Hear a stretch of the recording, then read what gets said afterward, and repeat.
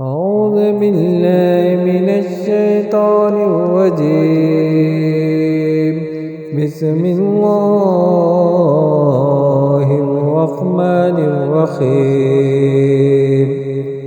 وإذ وعدنا موسى 40 ليلة ثم اتخذتم العجل من بعده وأنتم ظالمون ثم عفونا عنكم من بعد ذلك لعلكم تشکرون۔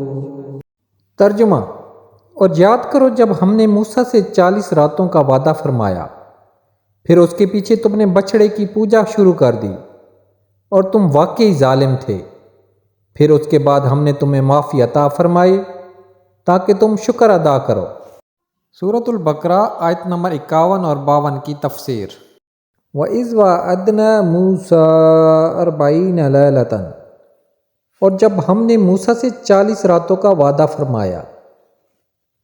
اس آیت اور اس کے بعد والی آیت میں بنی اسرائیل پر کی گئی جو نعمت بیان ہوئی، اس کا خلاصہ یہ ہے کہ فرعون اور فرعونیوں کی ہلاکت کے بعد جب حضرت موسیٰ علیہ السلام بنی اسرائیل کو لے کر مصر کی طرف لوٹے تو ان کی درخواست پر اللہ تعالیٰ نے تورات عطا فرمانے کا وعدہ فرمایا، اور اس کے لیے 30 دن اور پھر 10 دن کا اضافہ کر کے 40 دن کی مدت مقرر ہوئی، جیسا کہ سورہ اعراف کی آیت نمبر 142 میں ہے۔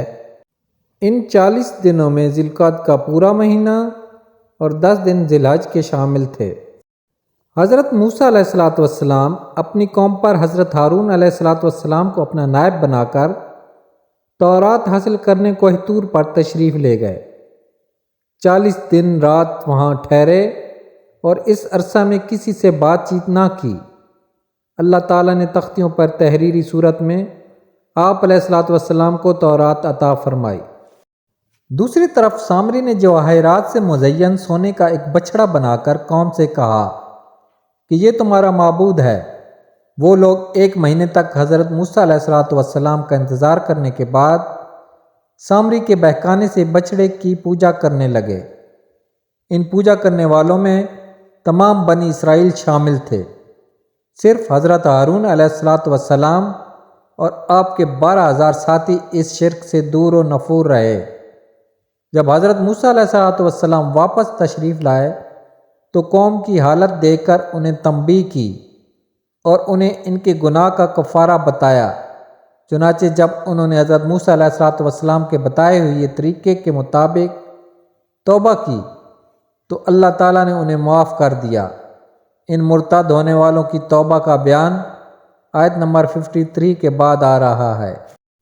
حدیث پاک۔ حضرت علی رضی اللہ تعالیٰ عنہ سے روایت ہے کہ سیدہ فاطمہ رضی اللہ تعالیٰ عنہ کو چکی پیسنے کی وجہ سے ہاتھوں میں تکلیف کا عارضہ ہوا تو وہ نبی صلی اللہ علیہ وسلم کی خدمت میں ایک خادم لینے کے لیے حاضر ہوئیں۔ آپ اس وقت گھر میں موجود نہیں تھے۔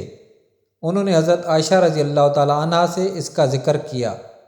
جب آپ تشریف لائے تو حضرت عائشہ رضی اللہ تعالیٰ عنہ نے آپ سے اس کا ذکر کیا۔ حضرت علی رضی اللہ تعالیٰ عنہ نے بیان کیا کہ آپ صلی اللہ علیہ وسلم ہمارے گھر تشریف لائے جب کہ ہم اس وقت اپنے بستروں میں لیٹ چکے تھے۔ میں نے اٹھنے کا ارادہ کیا تو آپ صلی اللہ علیہ وسلم نے فرمایا یوں ہی لیٹے رہو۔ پھر آپ ہمارے درمیان بیٹھ گئے، حتیٰ کہ میں نے آپ کے قدموں کی ٹھنڈک اپنے سینے میں محسوس کی۔ اس کے بعد آپ صلی اللہ علیہ وسلم نے فرمایا کیا میں تم دونوں کو وہ چیز نہ بتاؤں جو تمہارے لیے خادم سے بہتر ہو؟ جب تم اپنے بستر پر جانے لگو یا سونے کے لیے بستروں میں آؤ تو 34 مرتبہ اللہ اکبر، 33 مرتبہ سبحان اللہ اور 33 مرتبہ الحمدللہ کہو، یہ تمہارے لیے خادم سے بہتر ہے۔